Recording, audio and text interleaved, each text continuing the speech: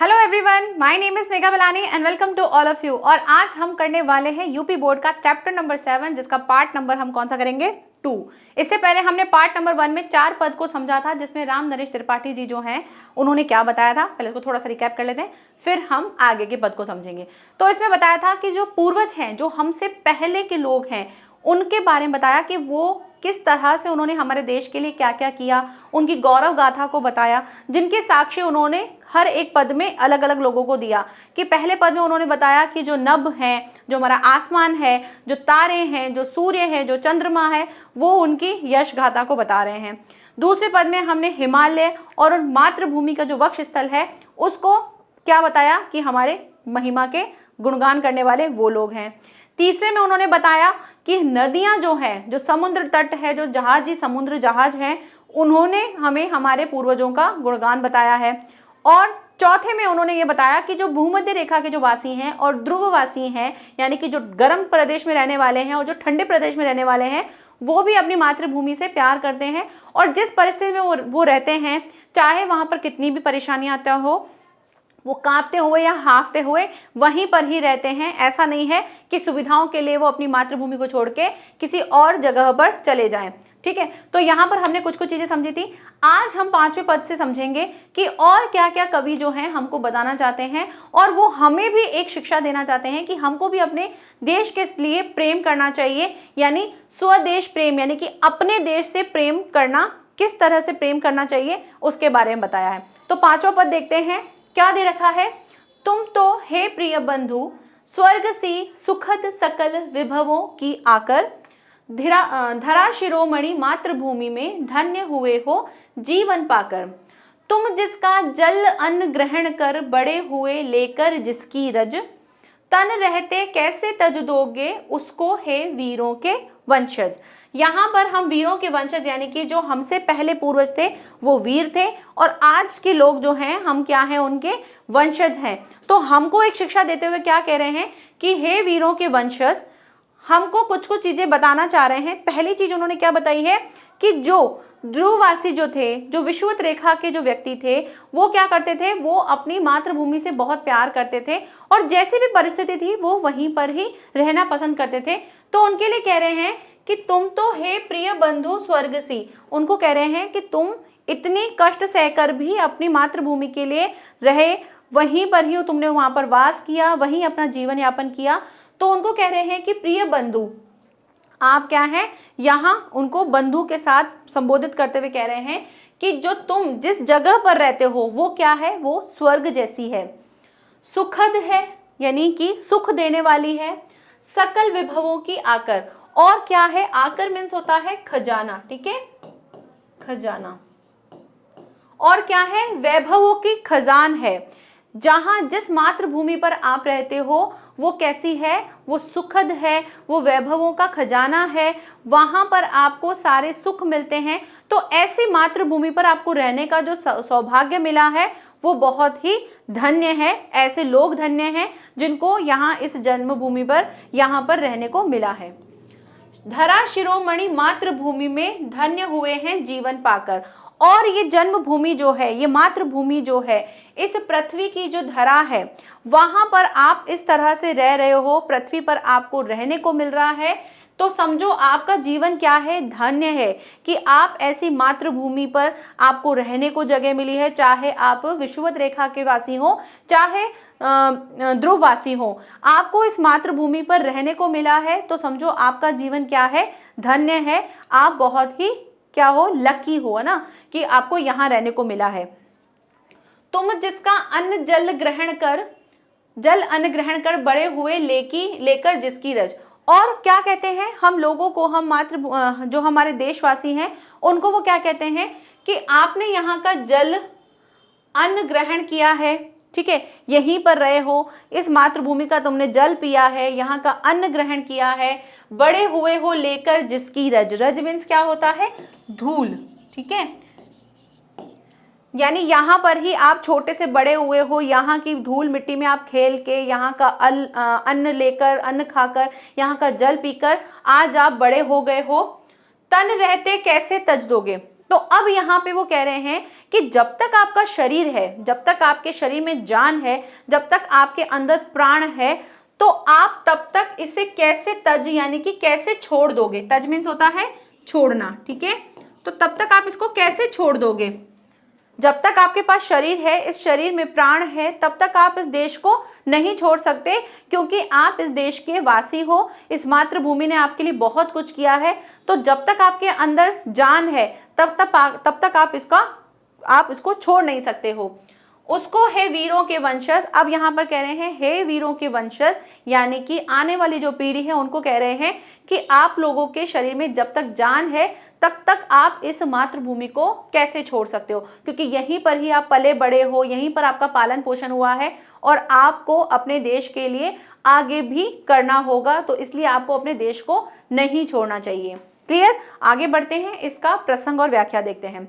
इन पंक्तियों में कवि ने जनता को, ठीक है, या समाज के लोगों को, ये भी लिख सकते हो, स्वदेश प्रेम का आग्रह किया है कि अपने देश से प्रेम करो। कवि कहते हैं कि कोई विषुवत रेखा का वासी हो या ध्रुववासी हो, उसे अपनी जन्मभूमि से प्यार होता है। हे बंधु, तुम्हें तो पृथ्वी का वह भाग मिला है जिससे अच्छा खंड कोई है ही नहीं। वास्तव में तुम धन्य हो, क्योंकि तुमने इस मातृभूमि पर क्या पाया है, जीवन पाया है, जो समस्त पृथ्वी की सबसे क्या है, सर्वोच्च जगह मानी जाती है, ऐसा बोला गया है। आगे बढ़ते हैं। यह भारत नाम की मातृभूमि सुख देने वाली तथा समस्त ऐश्वर्यों की क्या है, खान है। हे वीरों के वंशज में उत्पन्न बंधु, तुमने जिस मातृभूमि का जल अन्न ग्रहण किया है और जिसकी रज यानी कि जिसकी धूल में तुम बड़े हुए हो, ये कैसे संभव हो सकता है कि शरीर रहते हुए तुम उस मातृभूमि को त्याग दो। यानी जब तक तुम जिंदा हो और तुम ये सोचो कि मैं इस मातृभूमि को छोड़ देता हूँ, यहाँ नहीं रहना, यहाँ से चले जाना है, तो ये चीज नहीं होनी चाहिए। ठीक है, अब आगे देखते हैं इसका काव्य सौंदर्य। कैसे लिखोगे काव्य सौंदर्य। इन पंक्तियों में मातृभूमि के प्रति ममत्व की भावना, मतलब ममता वाली भावना जो है उसका प्रस्तुतिकरण किया गया है। भाषा कैसी है, खड़ी बोली है, रस शांत है, गुण प्रसाद है और अलंकार कैसा है, उपमा है। यहाँ पर अगर आपने देखा होगा तो काव्य सौंदर्य थोड़ा सा चेंज हो गया है, क्योंकि अब से पहले वो क्या बता रहे थे, उसके प्रेम के बारे में बता रहे थे, लेकिन अब कैसा बता रहे हैं, अब बता रहे हैं कि तुमको ऐसा करना चाहिए, ये करना चाहिए, तो इसलिए अब रस कैसा हो गया है, शांत हो गया है। आगे बढ़ते हैं, नेक्स्ट देखते हैं इसका नेक्स्ट पद जो कि है हमारा छठा पद। क्या दे रखा है, जब तक एक साथ एक भी दम हो अवशिष्ट एक भी धड़कन, रखो आत्म गौरव से ऊंची पलके, ऊंचा सिर ऊंचा मन, एक बूंद भी रक्त शेष हो जब तक मन में है शत्रुजय, दीन वचन मुख से न उचारो मानो नहीं मृत्यु का भी भय। क्या कह रहे हैं, जब तक एक साथ एक भी दम हो, कह रहे हैं कि जब तक आपके अंदर दम है, जब तक आपके अंदर सांस चल रही है, जब तक आपके अंदर अवशिष्ट यानी कि खत्म नहीं हो रही है, क्या आपके अंदर दिल की धड़कन जब तक है, आपका हृदय जब तक धड़क रहा है, तब तक आपको इस मातृभूमि के लिए तत्पर रहना चाहिए। रखो आत्म गौरव से ऊंची पलकें, और कह रहे हैं कि आप जब तक इस मातृभूमि पर हो, जब तक आपके दिल में धड़कन है, जब तक आप जिंदा हो, आप अपनी पलकें जो हैं वो हमेशा ऊंची रखो, अपना आत्म गौरव जो है वो हमेशा ऊंचा रखो, यानी सेल्फ, अपने लिए हमेशा ये सोचो कि मेरा देश है, मैं यहाँ का वासी हूँ, मेरा देश सबसे अच्छा है, मुझे अपने देश के लिए हमेशा सबसे बेस्ट करना है। तो इस भावना के साथ हमेशा अपनी पलकें ऊंची रखो, अपना सिर ऊंचा रखो, अपना मन ऊंचा रखो। यानी कि मन ऊंचा मीन्स कि आप अपने अंदर गलत भाव नहीं आने दो, हर टाइम आपके अंदर एक अच्छी भावना, एक सद्भावना जो है वो बनी रहे। एक बूंद भी रक्त शेष हो, और अगर आपके शरीर में जान है, अगर बूंद का एक कतरा भी है, जब तक मन में है शत्रु जय, और जब तक आपके शरीर में क्या है, बूंद की एक एक कतरन है, जब तक आप जिंदा हो तब तक आपके मन में हमेशा क्या आना चाहिए कि मुझे शत्रुओं पर जय हासिल करनी है, मुझे शत्रुओं को हराना है। जो भी मेरे देश की तरफ देखेगा, जो भी मेरे देश की तरफ उंगली उठाएगा, चाहे कोई भी हो, मैं जब तक जिंदा हूं तब तक मेरे देश पर कोई उंगली नहीं उठा सकता, कोई भी इसको हानि नहीं पहुंचा सकता। तो अगर आपके अंदर सांस है, अगर आपके अंदर खून की एक एक कतरन है, तो वो सारी चीजें, वो सारी की सारी चीजें आपके लिए किसके लिए होनी चाहिए? अपने देश के लिए होनी चाहिए, उनके आत्मगौरव के लिए होनी चाहिए। और इसके लिए आपको हमेशा अपना मन ऊंचा रखना है, अपना सिर ऊंचा रखना है, अपनी पलकें ऊंची रखनी है। यानी कभी भी ऐसा कोई काम नहीं करना है जिसकी वजह से आपकी पलकें झुक जाएं, आपका सिर झुक जाए, आपका गौरव जो है वो पूरा खत्म हो जाए, आपका मन टूट जाए। ऐसा कभी भी कोई कार्य अपने देश के लिए नहीं करना चाहिए। यानी यहाँ पर क्या बता रहे हैं? यहाँ पर कवि जो है हमको एक क्या कह रहे हैं, एक सलाह दे रहे हैं कि हमेशा अपने देश के लिए अच्छा कार्य करो, कभी भी देश से गद्दारी नहीं करो। दीन वचन मुख से न उच्चारो। दीन वचन यानी कि गलत वचन जो है, बेकार वचन जो है, गलत बातें जो हैं, अपने मन से कभी मत निकालो, अपने मन से कभी मत बोलो, हमेशा अच्छा बोलो। मानो नहीं मृत्यु का भी भय, और कभी भी मरने से नहीं डरो। ये नहीं सोचो कि हाँ यार हम मर जाएंगे, अगर हमने ये चीज की तो हम अपने देश के लिए अगर कुछ करा तो इसमें हमको खतरा है, हमारे जीवन को खतरा है। तो ये मृत्यु का जो भय है, जो मरने का जो डर है, उसको अपने मन से निकाल दो। जब आप उसको मन से निकालोगे तभी आप देश के लिए कुछ कर पाओगे। जैसे हमको अगर कभी भी अब ये तो देश के लिए है, आप इसको खुद से अपने लिए भी समझा करो कि हमको क्या करना चाहिए। ये तो आपने इसकी कविता की जो बातें हैं वो आपने वैसे लिख दी, लेकिन अगर कोई कविता आपकी बुक में दी गई है तो आपको भी उसमें कुछ ना कुछ समझाने के लिए दिया गया है कि भाई देश के लिए अपने को अच्छा रहना चाहिए। अब फॉर एग्जाम्पल आपको पढ़ाई करनी है, ठीक है, या फिर आपको कोई काम करना है, अब आपके फ्रेंड जो हैं उनको भी आपकी हेल्प चाहिए, तो अपने अंदर गलत भाव मत रखो कि मैं उसको थोड़ा गलत बता दूंगा, या मैं उसको गलत बता दूंगी, या मैं थोड़ा सा उसको थोड़ा कम बताऊं, थोड़ा ज़्यादा नहीं बताऊं, ज़्यादा बताऊं तो वो ज़्यादा ना पढ़ ले। तो ये गलत विचार हो गए। ये विचार कैसे हैं? ये गलत विचार हैं। तो ये गलत विचार नहीं आने दो। अगर आपको लगता है कि नहीं, मुझे लगता है कि मुझे नहीं बताना है, मैं क्यों बताऊं, तो साफ मुंह पे बोलो कि मैं नहीं बताऊं। बाकी आप अंदर से गलत विचार रख के बोलोगे कि थोड़ा सा बता दूं, गलत बता दूं, ऐसे बता दूं, आधा बता दूं, तो वो गलत भावना है। कि अगर आपने सामने से बना कर दिया तब तो उसको हो गया कि अच्छा ठीक है यार, नहीं बता रहा, तो उसमें दुख नहीं होगा। लेकिन अगर आपने गलत चीज बताई तो वो उससे दुख हो जाएगा उसको, कि जब उसको भविष्य में कभी पता चलेगा अरे यार उसने तो मुझे गलत बताया था, उसने तो मुझे आधा ही बताया था, पूरी बात तो बताई नहीं थी, या पूरी चीज तो समझाई नहीं थी, तो वो चीज ज्यादा गलत हो जाती है, बजाय कि किसके आपने सामने से मना कर दिया। तो सेम यहाँ पे भी कह रहे हैं कि गलत वचन नहीं बोलने चाहिए, मन में गलत भावना नहीं आनी चाहिए, और अगर मृत्यु का भी भय है तो उसको भी अपने मन से निकाल देना चाहिए। ठीक है, अब देखते हैं इसकी प्रसंग और व्याख्या कि इन पंक्तियों में स्वाभिमान की शिक्षा देते हुए त्रिपाठी जी क्या कह रहे हैं। वो कह रहे हैं कि हे मातृभूमि से अनुराग यानी कि प्रेम रखने वाले बंधु, जब तक तुम में एक भी सांस शेष हो, या जब तक तुम्हारे शरीर में एक एक स्पंदन यानी कि हृदय की धड़कन जो है वो बाकी हो, तब तक कभी भी अवसाद यानी दुख नहीं करना, दीनता का जीवन मत जियो। इसको हटा देना, ठीक है। आत्मगौरव और आत्मसम्मान का पालन करो। आत्मगौरव से आंखें, सिर और मन को हमेशा ऊंचा रखे रहना।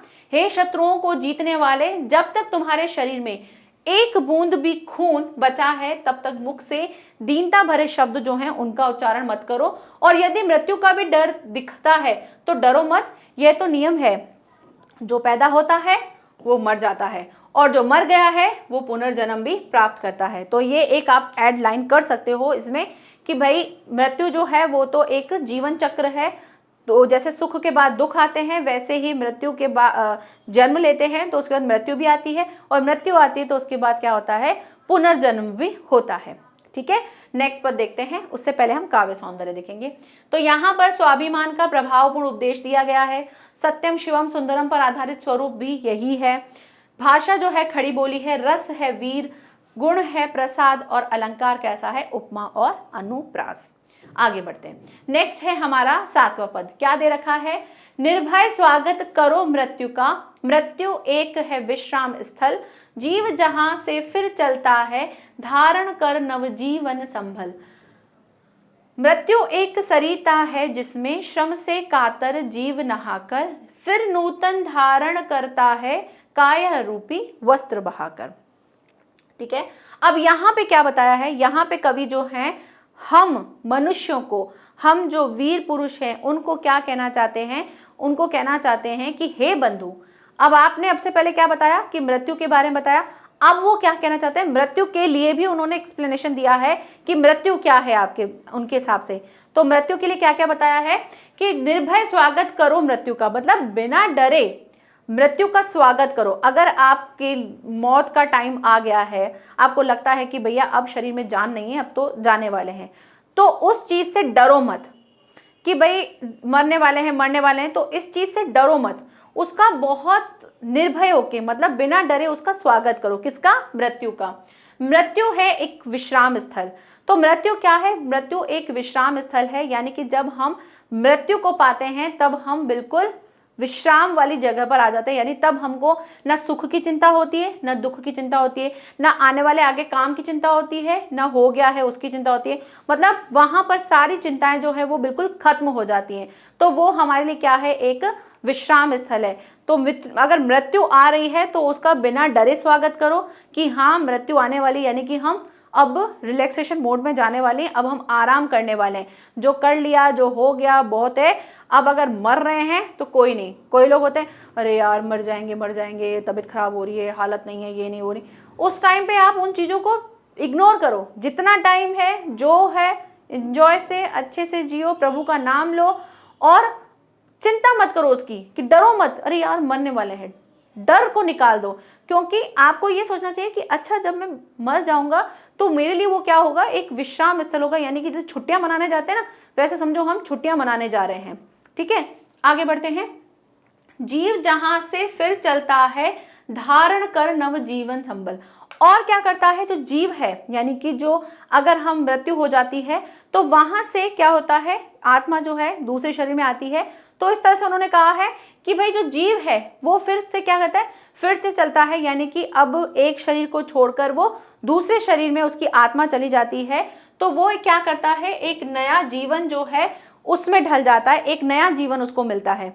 ठीक है, यानी एक शरीर से निकल के दूसरे शरीर में जब आत्मा चली जाती है तो एक नया जीवन उसको मिलता है। तो इसलिए आपको इस चीज की चिंता नहीं करनी चाहिए। मृत्यु एक सरिता है जिसमें श्रम से कातर जीव नहाकर। और मृत्यु क्या है? मृत्यु एक सरिता है, यानी कि एक नदी है। सरिता मीन्स होता है एक नदी है जिसमें श्रम से कातर, श्रम यानी कि परिश्रम, और कातर मीन्स होता है दुखी, जिसमें क्या होता है? जो श्रम से यानी मेहनत करके जो दुखी हो चुका है, जो थक चुका है, वो क्या करता है? वो जीव नहा लेता है।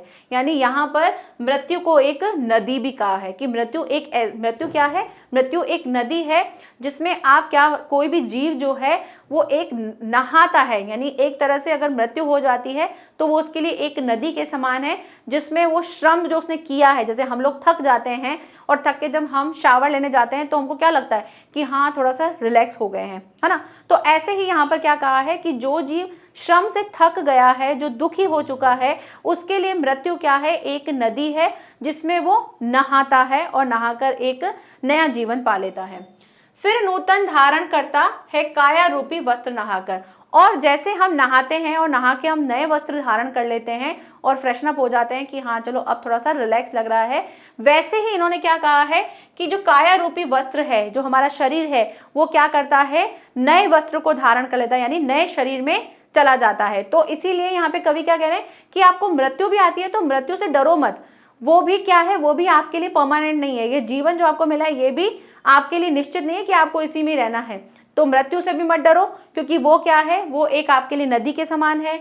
वो आपके लिए क्या है? आपके लिए एक कि आप अगर मर जाते हो तो वो आपका एक नया शरीर धारण हो जाएगा। जैसे हम नहाने के बाद दूसरे वस्त्र धारण करते हैं, वैसे ही हमारे मरने के बाद हमारी जो आत्मा है वो भी एक नया शरीर जो है धारण कर लेती है। तो इसीलिए मृत्यु से भी हमें नहीं डरना चाहिए। प्रसंग व्याख्या देख लेते हैं।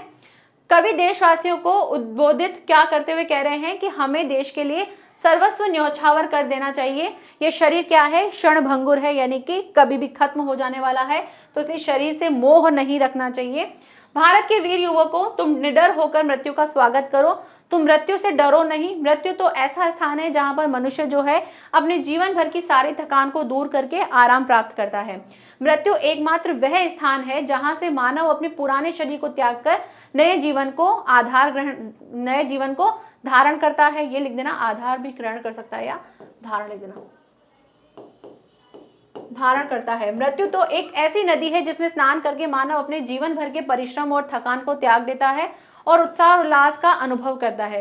वे अपने पुराने वस्त्रों रूपी शरीर को त्याग कर नवीन वस्त्र रूपी नवीन शरीर को धारण करता है। इसलिए हमें निर्भीकता यानी बिना डरे और उल्लास के साथ मृत्यु का स्वागत करना चाहिए, खुशी के साथ उसका स्वागत करना चाहिए, ना कि रोते रहना चाहिए। क्लियर। काव्य सौंदर्य देखते हैं। कवि ने यहाँ पर मृत्यु से निडर होकर देश के लिए सब कुछ अर्पित कर देने की प्रेरणा दी है। ठीक है। दूसरा, कविवर मिल्टन की मृत्यु के संबंध में भी कहा गया था कि मृत्यु सोने की वह चाबी है जो अमरता के महल को खो देती है। ये वाली चीज जो है ना, ये सेकंड नंबर वाली लाइन है, ये एक ऐसी लाइन है जो आपको लगता है कि इस पद के रिलेटेड मुझे किसी के बारे में लिखना है, तो ये किसी का अगर आपको कोई वाक्य याद आ जाता है, कोई किसी का कोट याद आ जाता है, तो वो आप यहाँ पर लिख सकते हो, और नहीं याद आता है तो उसको स्किप कर सकते हो, बस आप फर्स्ट पॉइंट भी लिख सकते हो। ठीक है। भाषा साहित्यिक हिंदी है, रस शांत है, गुण प्रसाद है, और अलंकार कौन सा दिया है? अनुप्रास, रूपक और श्लेष अलंकार दिया है। नेक्स्ट आगे बढ़ते हैं और देखते हैं हमारा अंतिम पद, जो कि क्या दे रखा है? दे रखा है सच्चा प्रेम वही है जिसकी तृप्ति आत्मबलि पर हो निर्भर। त्याग बिना निष्प्राण प्रेम है, करो प्रेम पर प्राण निछावर। देश प्रेम वह पुण्य क्षेत्र है, अमल असीम त्याग से विलसित। आत्मा के विकास से जिसमें होती है विकसित। और लास्ट में देखो ये क्या है? स्वप्न से लिया गया है।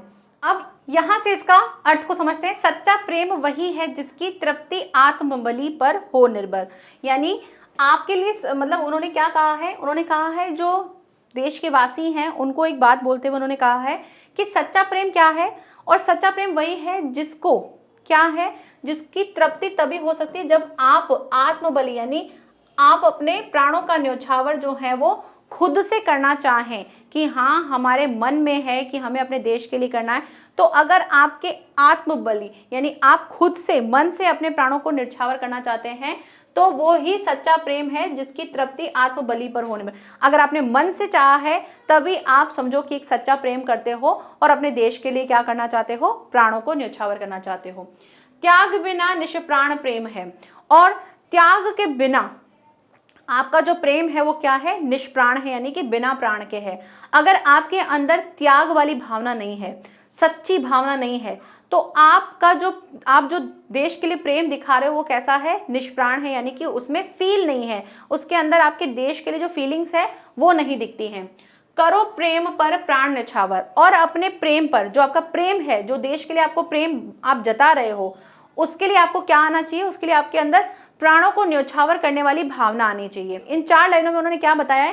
पहले तो उन्होंने बोला है कि भाई अगर आप सच्चा प्रेम बोलना चाहते हो तो अपने प्राणों को न्योछावर करना आना चाहिए आपको, उसकी तृप्ति होनी चाहिए आपके अंदर कि हाँ मैं अपने प्राणों को दे सकता हूँ। और अगर आप त्याग के बिना, यानी जो त्याग है कि हाँ मैं सब कुछ अपने देश के लिए न्योछावर करना चाहता हूँ, ये त्याग अगर त्याग आपके अंदर है तब तो समझो कि ठीक है। और अगर त्याग नहीं है तो क्या है वो? जैसे प्राण नहीं होते ना, वैसे आपका प्रेम भी ऐसा ही है, मतलब कोई फील नहीं है उसके अंदर। और अगर आप प्रेम करते हो तो आपके अंदर प्राण भी ऐसे होने चाहिए कि हाँ कोई नहीं, त्याग के साथ मैं अपने प्राण जो है वो न्योछावर कर सकता हूँ, तभी समझो वो एक देश प्रेम है अपने लिए। देश प्रेम वह पुण्य क्षेत्र है, अमल असीम त्याग से विलसित। अब यहाँ पे बोला है कि जो देश प्रेम है, आपका जो देश के लिए जो प्रेम है वो एक ऐसा पुण्य क्षेत्र है, एक ऐसा पवित्र क्षेत्र है जहां पर अमल मतलब कि स्वच्छ, असीम मीन्स अथाह, ठीक है, त्याग से विलसित, विलसित मतलब होता है सुशोभित, ठीक है, सुशोभित। क्या कहा है उन्होंने? कहा है कि अगर देश प्रेम है तो वो, अगर आपके लिए देश के लिए प्रेम है तो वो बहुत ही एक अच्छा जगह है आपके लिए कि वहां पर आप अपने प्यार को, अपने प्रेम को बहुत ही स्वच्छ, अथाह यानी कि बिना रुके, बहुत सारा त्याग से विलसित यानी त्याग से सुशोभित बताते हैं कि अगर आपका देश से प्रेम है तो वो बहुत ही पुण्य होगा अगर आपके अंदर ये सारी चीजें होंगी तो। आत्मा के विकास से जिसमें मनुष्यता होती है विकसित, और आत्मा का विकास होने से आपके अंदर मनुष्यता का भी विकास होता है। यानी कि अगर आपके अंदर किसी चीज के लिए आत्म विकास है, आप अपने मन से आत्मा से कोई चीज करते हो, बिल्कुल श्रद्धा के साथ अगर कोई चीज करते हो, तो समझो आपके अंदर क्या है, एक मनुष्यता का विकास हो रहा है। एक अगर आप सिर्फ कर रहे हो, अरे यार करना है चलो कर दो, उसमें आपका मन नहीं है, आपकी उसमें आत्मा नहीं है, तो वो फिर किया ना किया के बराबर है। लेकिन अगर आप आत्मा के साथ कर रहे हो, अपने मन के साथ कर रहे हो, तो आपके अंदर क्या होती है, एक मनुष्यता भी विकसित होती है। कि भाई जैसे मनुष्य है, मनुष्य के अंदर मनुष्यता कैसे आती है, जब आप किसी चीज के लिए कुछ फील करते हो, अपने देशवासियों के लिए जब आप प्रेम फील करोगे, तभी आप एक तरह से क्या है, मनुष्यता के लिए जाने जाओगे। अब इसका हम सप्रसंग व्याख्या देख लेते हैं, किस तरह से इसकी हम व्याख्या करेंगे। कवि का कथन है कि देश प्रेम के लिए त्याग और बलिदान की भावना जो है वो सबसे ज्यादा आवश्यक है, बहुत ज्यादा जरूरी है। वास्तविक प्रेम वही कहलाता है जिसकी परिणति आत्मत्याग में होती है, अर्थात सच्चा प्रेम आत्मत्याग पर ही निर्भर होता है। इस सच्चे प्रेम के लिए यदि हमें अपने प्राणों का भी बलिदान करना पड़े तो हमें प्रसन्नतापूर्वक कर देना चाहिए, क्योंकि बिना त्याग के प्रेम जो है वो प्राणहीन होता है, मतलब फिर उसमें प्राण नहीं होते हैं। तात्पर्य क्या है कि सच्चे प्रेम के लिए त्याग की भावना जो है वो सबसे ज्यादा आवश्यक है। देश प्रेम ऐसा पवित्र क्षेत्र है जो कि निर्मल निस्सीम यानी त्याग के बल पर सुशोभित है, अर्थात देश प्रेम की शोभा जो है वो निर्मल त्याग पर निर्भर है।